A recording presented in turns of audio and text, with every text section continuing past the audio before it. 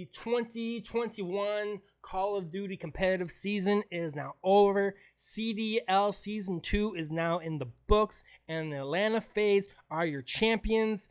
Huge shocker to everybody, I know. Actually, it probably could have been a little bit of shocker because how they performed in the last major, but they took their time, they put in the work.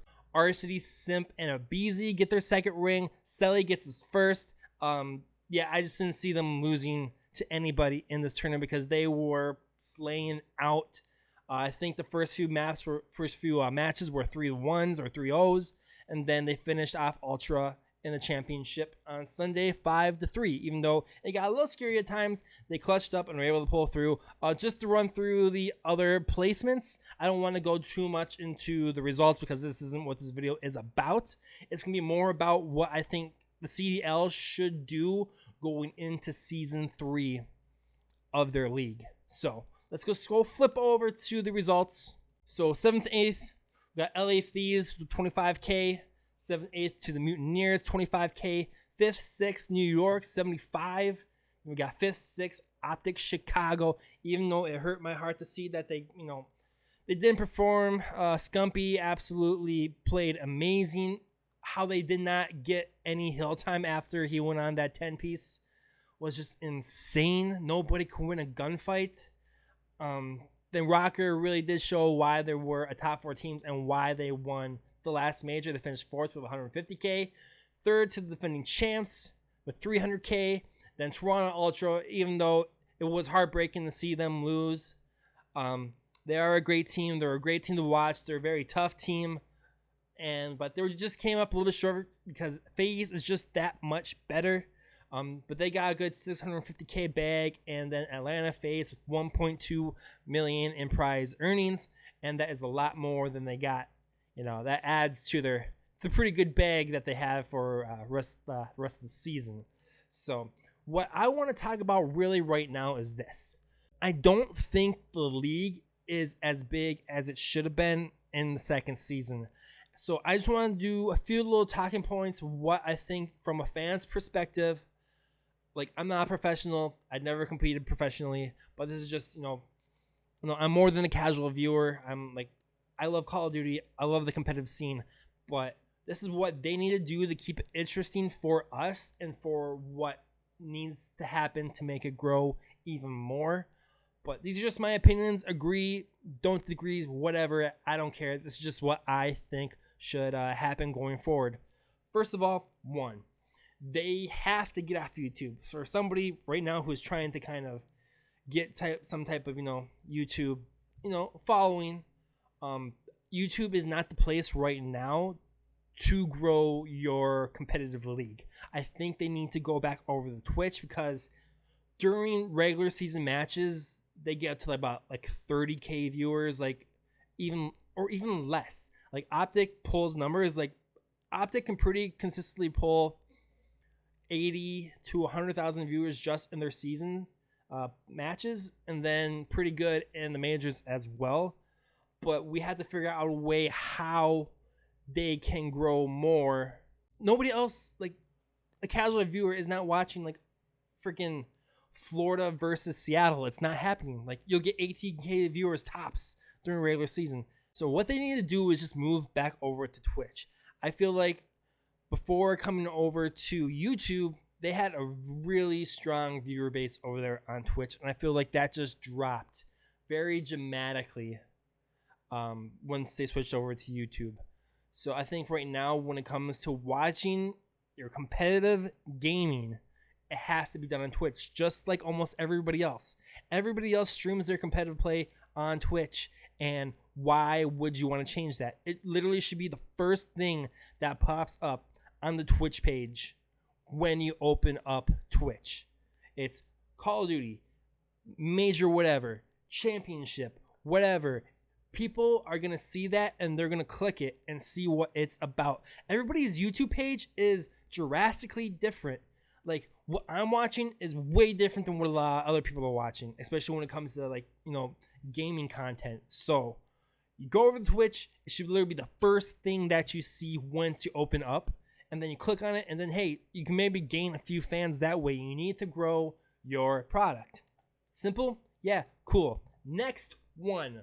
Next thing is that they should allow co-streaming. Like really allow it. Even if people are on Twitch, like Octane wanted to co-stream, but they wouldn't let him. Why? Because he's on Twitch and he's not on YouTube. The only person they really let do a legitimate watch party was Courage. That's one person, and he's probably not be pulling that many numbers. Like when people watch him like commentate, like a lot of people who are fans of his now are people from like his Fortnite days, and they're not going to be necessarily interested in watching competitive Call of Duty because maybe a lot of people don't even know that he used to be a caster. Like I don't think people would really know that. Like they should have hit up Doc to stream it or to be there or something like that. Have Nick Merckx, like even though he's a Warzone player, he is still in the COD community. COD is COD, and that's what needs to like be realized. A lot of people, you can't like separate competitive and Warzone as much as they do, because ever since Warzone came out, like CDL, everything has been pushed way to the back of the bus. Even though the cool kids sit in the back of the bus, that's where they have to change things. So like, yeah, like Nick Merckx, Tim, anybody, Z-Laner, Doc, they should be allowed to co-stream whatever platform that they want to be on, because though like Nick Merckx averages what, like 60K per stream. That's another 60,000 faces that might not have seen Call of Duty and want to hang out and watch it with Nick or Tim or whoever. Like grow that base all over the COD community, not just, in the CDL and Warzone. That's just my opinion on that. The next thing is that they need to do is soon, very soon, they have to grow the league. They have to get more teams in the league, because 12 teams is an okay number, but a lot of the times when I'm watching it, especially if you watch almost every match, it does get repetitive.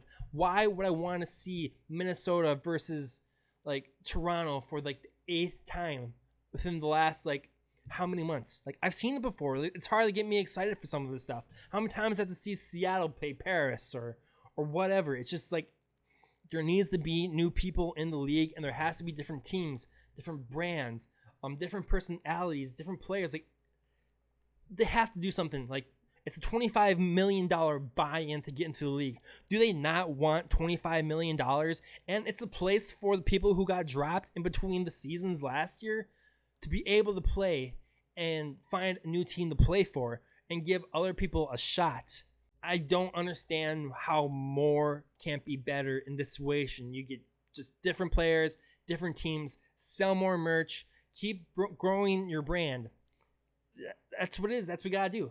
Just throw more money at everything and it'll get better.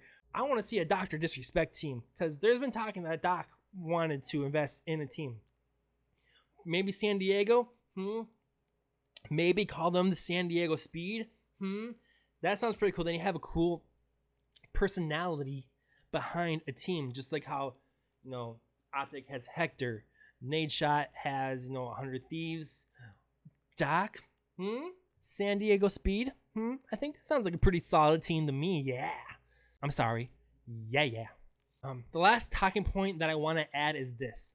During the off season, or even during the season next year, since the game is going to be on the same engine as Vanguard, they need to cross promote, do cross platforming, whatever it is, between like streamers like Z, Aiden, Destroy, Huskers, whoever it is, they have to do tournaments together.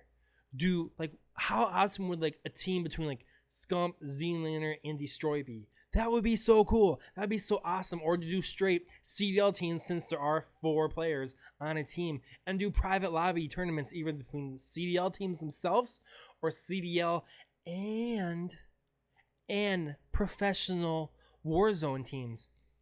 That's only gonna bring more eyes to the CDL. Since Warzone is so huge right now, why not capitalize off of that? Why not? You need to like find something in the game to promote the CDL. Like once you open up Vanguard, boom, first thing, multiplayer, competitive CDL playlists, like ranked, like good rank modes, like right off the rip as it starts. Promote the CDL in game as much as you can. Yes, we have packs, we have stuff like that. Did you see the stupid freaking CHAMPS pack that they put out the last week? Wow, you use the AK-47 and the Tundra, which are guns that are banned in the league and in league play. Why would you do that? It should be the Krig and AK-74U. Like, how is that not your blueprint that you pick? How is that not the gun that you put in your CDL chance pack? I didn't buy it because that was so freaking stupid. Like, what? So yeah, just be smarter about that. You had to just promote the league in the game more and do cross like play Warzone with CDL pros and do sweet tournaments and stuff like that during the off season and during the season. So I'm gonna leave it at that. This is a little bit longer video because I've just been rambling on and on. So I would like to thank you for joining me. Put your thoughts in the comments below. Like, share, subscribe. I don't give a shit. And get sketched out.